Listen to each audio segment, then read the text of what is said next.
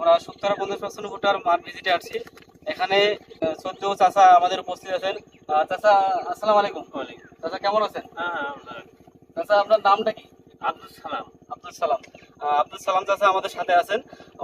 উনি সম্পূর্ণ জমিতে ওনার শুক্তারা 50% ভুট্টা বীজ রোপণ করছেন এবং প্রায় জমিতে ওনার মশা বের হয়ে আসছে। তা আমরা ওই চাচা জমিতে পানি দিচ্ছে, আমরা চাচার সঙ্গে একটু কথা বলবো যে আসলে শুক্তারা 50% ভুট্টা লাগার পরে উনি কতটা খুশি বা ভুট্টা গাছ টাছ বা মশা কেমন হয়েছে একটু শুনবো চাচার কাছ থেকে।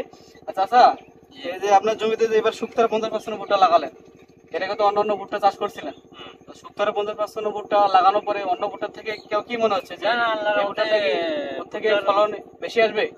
আশা করা যায়, কারণ ভুট্টায় এখনই যে মশাটা দেখা যায়, এখনো মশাটা বের হয়ে শেষ হয়নি, কেবল খালি বের হচ্ছে মশাটা। তাতে উনি আশা করতেছে যে এখন যে মশাটা লম্বা হয়েছে বা আরো যে লম্বা মশাটা বের হওয়া শেষ হয়নি এখনো, তা আশা করা যায় উনি যে ভাবতেছে যে এর থেকে যদি লম্বা মশা যে হয় তাহলে আসলে ফলনও বেশি আসবে। এবং অন্যান্য ভুট্টার থেকে, তাছাড়া অন্যান্য ভুট্টা তো এর আগে চাষ করছেন, হ্যাঁ করছিলাম, তো ওর থেকে কি মশা লম্বা মনে হচ্ছে এবার? এবার মশাটা খুব ভালো মনে হচ্ছে। আচ্ছা, ইনশাআল্লাহ আশা করা যায় ফলন। চাষার জমিতে দেখতেছি যে প্রায় জমিতে ওনার ভুট্টার দুটি করে মশা বের হচ্ছে। তা দুটি করে মশা বের হলে আসলে ফলনে বেশি আসবে, আপনারা কৃষকরা আসলে লাভবান হবেন।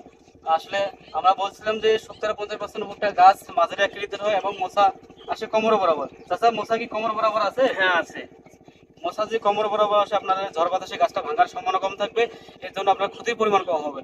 আশা করি আপনারা এবার যারা শুক্তারা 50% ভুট্টা লাগাতে পারেননি বা অন্য অনেক ভয়ে ছিলেন বা নতুন জাত, আশা করি যে চাষাদের শুক্তারা 50% ফলন দেখে আপনারা সামনের বছর অবশ্যই শুক্তারা 50% ভুট্টা জমিতে চাষ করবেন এবং অধিক ফলন ঘরে তুলবেন। ধন্যবাদ সবাই।